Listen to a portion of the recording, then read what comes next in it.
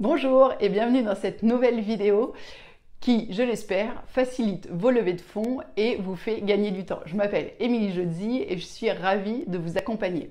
Aujourd'hui, c'est une vidéo un peu particulière parce que je souhaitais vous partager quelques bonnes pratiques pour votre page de dons en ligne et en fait, en listant l'ensemble des points qui me venaient à l'esprit, je suis arrivée à une liste, je crois, d'une vingtaine d'items et de conseils, donc beaucoup trop long pour une vidéo, sinon vous allez clairement vous endormir devant. Donc ce que je vous propose, c'est qu'aujourd'hui, je vais vous en donner 4 et je vais mettre en forme les autres conseils qui me sont venus à l'esprit quand je préparais cette vidéo. Et vous n'aurez qu'à aller en commentaire de la vidéo, j'y mettrai un lien. Et comme ça, avec ce lien-là, je vous enverrai l'ensemble des conseils auxquels j'ai pensé et qui, je l'espère, vous seront utiles.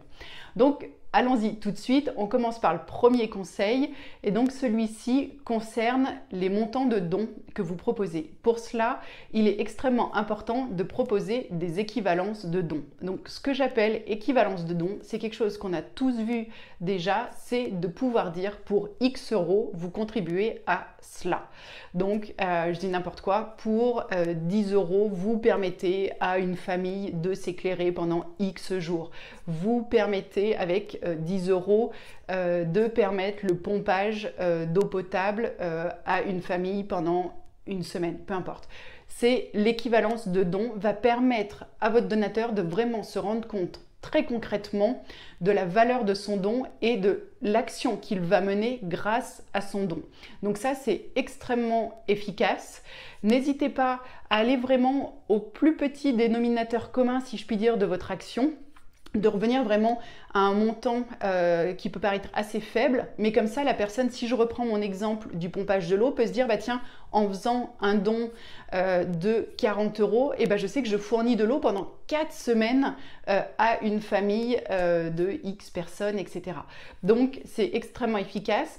Si vous deviez avoir un contrôle par rapport aux équivalences de dons que vous proposez, gardez bien la méthode qui vous a permis de calculer votre équivalence de don. Donc, qui vous a permis de définir qu'avec X euros, on permet de pomper de l'eau pour une famille pendant une semaine, etc. C'est vraiment important que vous puissiez justifier du montant que vous annoncez et qu'on ne puisse pas vous reprocher que grosso modo vous avez sorti le montant du chapeau comme ça, juste à des fins de communication. Voilà, le deuxième conseil maintenant, c'est sur votre page de dons de penser à mettre des témoignages, soit des témoignages de bénévoles, de membres de votre association. Pensez bien toujours à une petite photo aussi, ça rend quand même vraiment beaucoup plus humaine la page.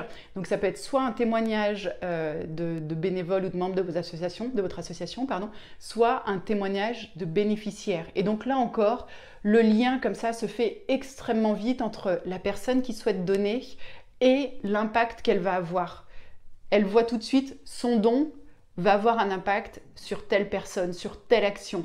Et donc, on est tout de suite beaucoup plus enclin à donner quand on sait où est-ce que ça va aller, quand on peut mettre un visage, un nom sur la cause que l'on soutient, sur la personne que l'on soutient. Donc bien sûr, toujours préciser que c'est donné à titre d'exemple, etc. Mais voilà, c'est vraiment important de pouvoir avoir un témoignage mis en avant sur votre page de don. Maintenant, le troisième conseil, j'ai un petit trou, je regarde mes notes et je reviens. Oui, le troisième conseil, c'est assez évident, mais il m'était sorti de l'esprit, c'est de vraiment mettre, si possible, l'ensemble des informations nécessaires au don en ligne sur une seule et même page. En effet, si la personne doit être sur un premier écran, remplir quelques informations, ensuite cliquer, remplir à nouveau d'autres informations, etc. pour arriver au bouton « Donner vraiment » et où l'argent arrive sur votre compte, ça risque de décourager la personne. Il faut toujours avoir à l'esprit que pour donner, il faut que la personne qui est sur votre site internet a le moins de clics à faire.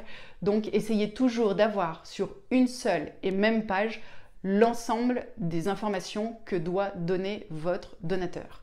Et j'ai oublié le dernier conseil que je devais vous donner et qui est Là encore, extrêmement simple et extrêmement évident, mais souvent on a la possibilité de proposer à ces donateurs de faire un don ponctuel ou un don régulier, donc un don mensuel. Et donc là, ayez toujours à l'idée quelle est la forme de don que vous souhaitez mettre en avant. Souvent par défaut, on va avoir le don ponctuel en premier et le don mensuel en second.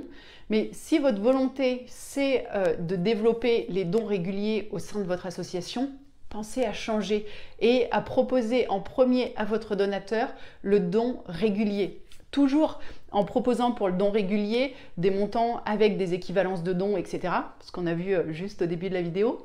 Mais voilà, ces éléments-là seront extrêmement importants pour vous permettre de développer vos dons en ligne et donc de pouvoir rendre plus efficace votre collecte de dons en ligne. Voilà, j'espère que cette vidéo vous aura plu, qu'elle vous aura été utile. Toujours pareil, un cœur, un pouce, une étoile, ce que vous voulez pour me dire si cette vidéo vous a plu ou pas. Bien sûr, vous pouvez mettre un pouce à l'envers si cette vidéo ne vous a pas plu et que vous souhaiteriez qu'on développe d'autres sujets. Dans ces cas-là, je vous donne rendez-vous en commentaire pour les remarques ou les questions. Et puis comme je l'évoquais au début, n'hésitez pas à vous rendre dans la description de cette vidéo pour pouvoir obtenir l'ensemble des conseils que j'ai pu lister pour optimiser votre page de dons en ligne. De mémoire, il y en a une vingtaine. Donc voilà, vous pourrez les recevoir très facilement par email. Voilà, vous pouvez aussi partager cette vidéo pour qu'elle puisse aider le plus de gens possible. Je vous donne rendez-vous décidément la semaine prochaine. D'ici là, prenez soin de vous. À bientôt.